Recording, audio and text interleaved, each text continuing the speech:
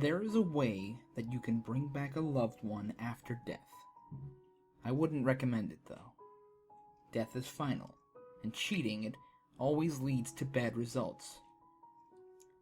But you'll want to know anyway. Well, here you go. Go to the cemetery that your loved one is buried in. This only works for those who've been buried, though. There's probably another method for cremation or something, but I don't know it. Make sure you take with you the one object that is most important to you.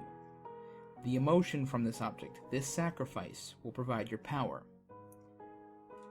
Take it to the plot of your loved one and bury it over their grave. You don't have to go very far, so don't worry about running into the slab or anything. Before you cover up the hole with your object, don't forget to add a few drops of your blood to it. This imbues the ritual with your own life essence and draws them in. Then comes the final steps. Take a small handful of dirt from where you buried your object and swallow it. Disgusting, but necessary. That creates the link between you and where you need to go. After that, get yourself as comfy as you can and fall asleep upon the grave. If everything was done correctly, and you get a bit lucky, you'll awake to find yourself standing at the gate of the graveyard. It'll be dim, foggy, and you'll notice a lack of color in this drab place. You'll also see that there seems to be people wandering around the gravestones. Exactly how many and what they'll look like will depend upon the cemetery you went to. But I've never heard of a location not having at least a few dozen wandering around. Whatever you do, stay away from them. These are the shades of those left behind from failed rituals or weak spirits drawn from the surrounding areas to the power of your blood and object. Even if you recognize some of them, do not go near them. They're little more than instinct now and desire one thing above all else: life. They want another chance to live and crave nothing more, even if the shade's mind is so far gone it doesn't even recall why. And if one catches you, it will try to steal that life away from you. They may notice you, they may not. If they do, evade them. It shouldn't be too hard, as their reflexes and control are not nearly as sharp as they used to be. Avoid them and look for your loved one. The person may be at their grave or wandering the walkway. You may even find them hiding, terrified of the scene before them. When you finally see your loved one, stop.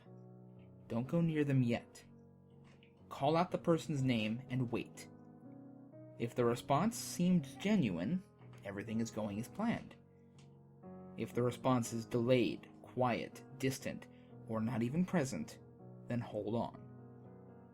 Ask from a distance, what was the one thing the person hated in life? As these shades progress and their minds dwindle to nothing, one of the first things to go are the memories of the things they hated in life. Any bad memory that makes life seem terrible would slip away to be replaced by that deep desire to return to the living. If your loved one's answer seems legitimate, take their hand and pray you weren't wrong. If you are, you may find yourself as a replacement shade wandering this foggy graveyard.